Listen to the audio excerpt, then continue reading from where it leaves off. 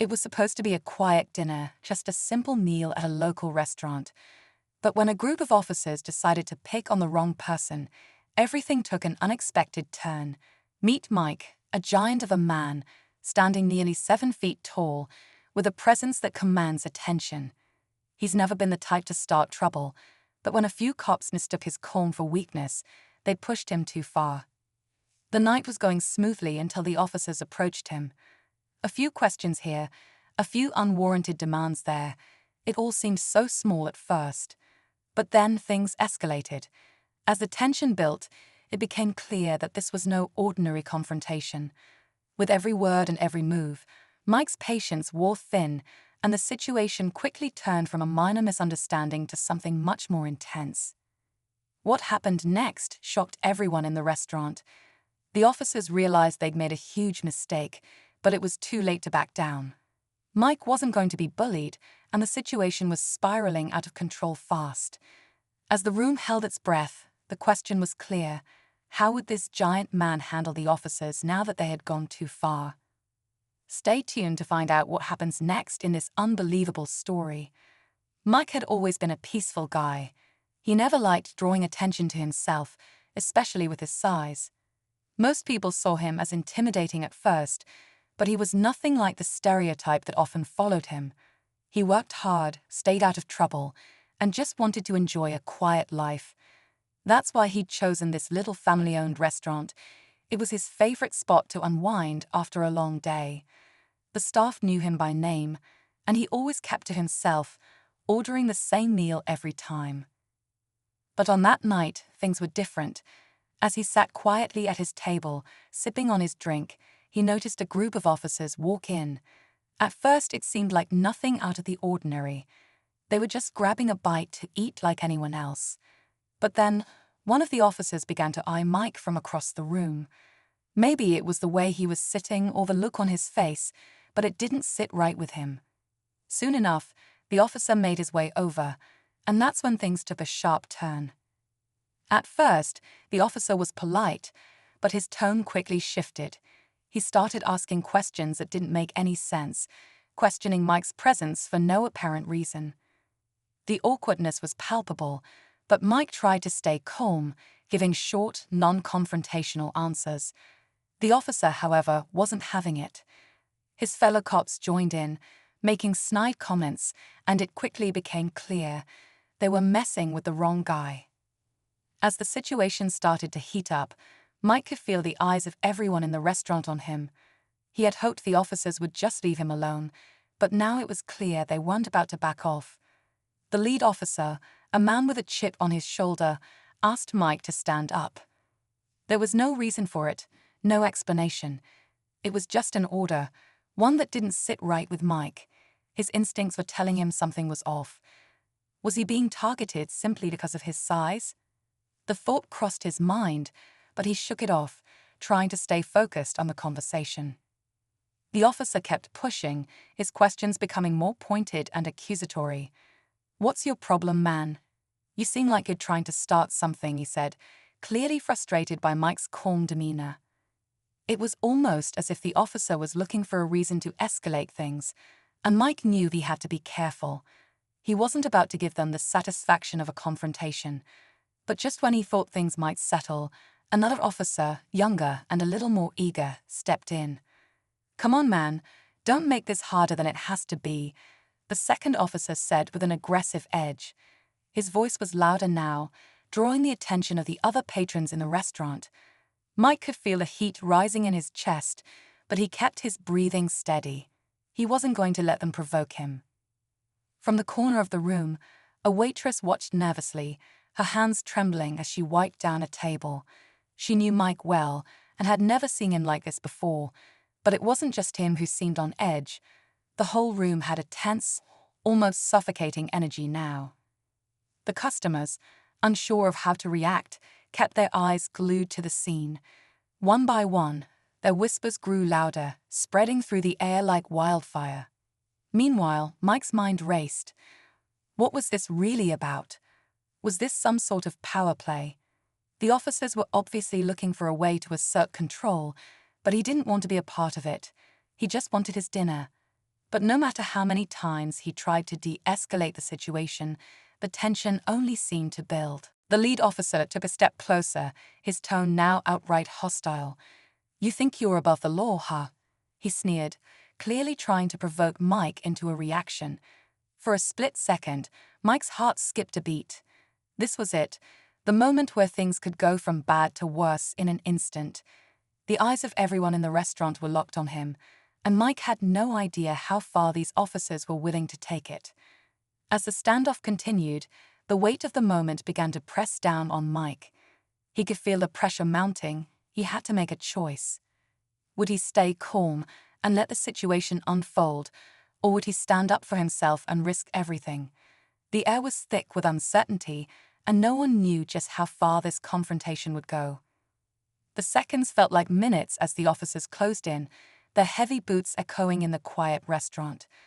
Mike could hear the voices around him, some trying to hush each other, others murmuring their confusion. The energy was palpable. Everyone was waiting for something to break, something to give. The lead officer wasn't letting up, his eyes narrowed with a mixture of arrogance and suspicion. "Look at you," he sneered, his words dripping with disdain. "You're nothing but a big guy with a chip on your shoulder. You think you can just sit here and do whatever you want." The words stung, and Mike's jaw tightened. It was one thing to be treated like this out in the street, but here, in front of everyone he knew. Mike didn't say a word. He kept his hands on the table, steadying himself.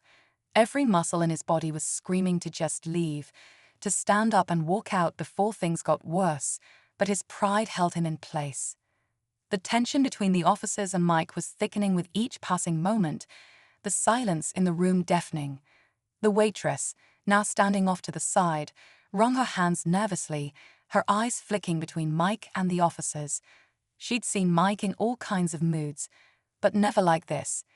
He was usually calm, always in control, but something about the way these officers were pushing him, it felt different. The younger officer, sensing the impasse, stepped up again. "You think you're better than us, don't you?"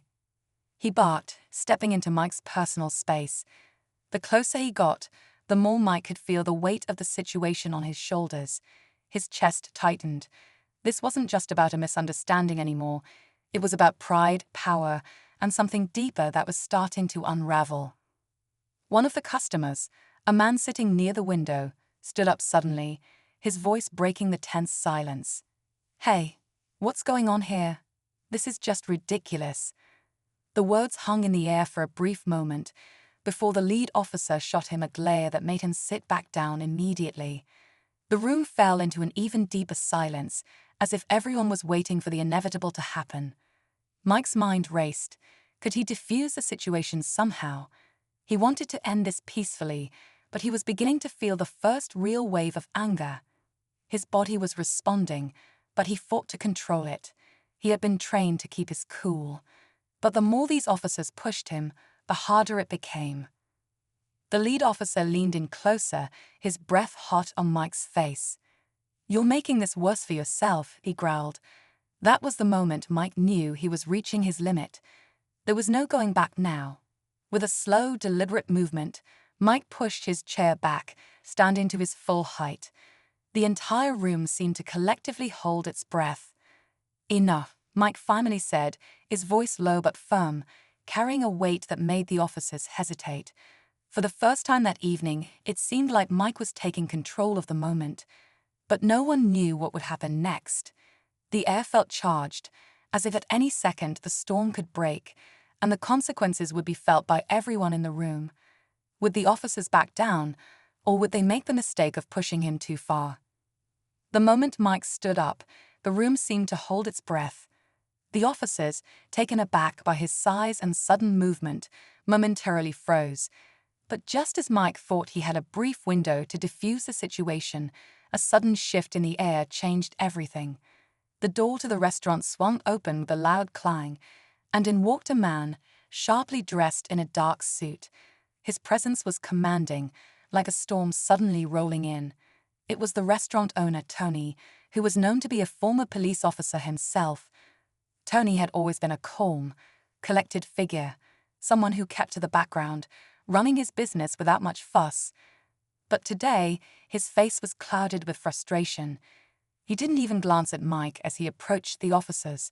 Instead, he zeroed in on the younger officer who had been escalating the situation. "Why don't you guys get out of here before this gets any worse?" Tony's voice was cold, like ice, but there was an undeniable edge to it. The room fell even quieter. No one expected this. Tony had never gotten involved in any of the restaurant's small dramas, always staying in the background, keeping things peaceful. But now his eyes were locked onto the officers with an intensity that made the tension rise even further. The younger officer, now visibly uncomfortable, stammered, "This is none of your business." But Tony wasn't backing down. "It is now," he shot back, his voice unwavering. He turned to Mike, who was still standing tall, trying his best to keep his composure. "Mike, you know what to do. You don't have to let them push you." For a split second, everything seemed to shift. Tony's presence had thrown the officers off balance, but it wasn't just Tony's authority that made things uneasy. It was the knowledge that Tony had connections with people on the inside. People who could make the situation a lot more complicated than anyone in the room realized. It wasn't just about Mike standing up for himself anymore. Now, there were layers to the conflict, layers that no one expected to uncover. The lead officer, now visibly sweating under the pressure, exchanged a quick, tense glance with his partner. Something unspoken passed between them. Mike could see it, the realization that the situation was quickly spiraling out of control. The younger officer shifted uneasily, his hand hovering near his belt as if reaching for something, but Tony stepped forward, his gaze never leaving the officers. "Leave. Now," Tony commanded, and the chill in his voice made the words feel like a warning shot. But the officers weren't ready to back down. They exchanged another look, and the tension in the air grew unbearable. Mike could feel his heartbeat quicken as he wondered what would happen next. Was this about to turn into something much bigger than a simple misunderstanding at a restaurant? The stakes had just been raised, and no one knew how far things could go from here. The tension in the room was at its peak. The officers, caught in a standoff with Tony, hesitated, the threat of escalation hanging in the air. Mike stood there, his heart pounding, trying to process everything happening at once. His mind raced.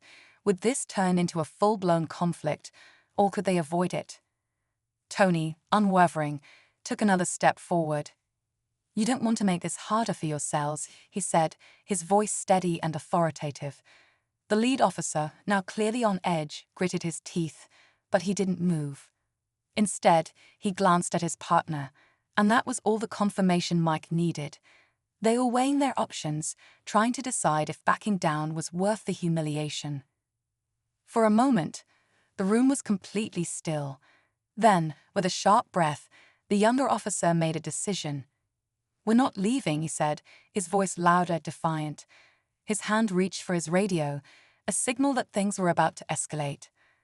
But just as his fingers brushed the device, something unexpected happened.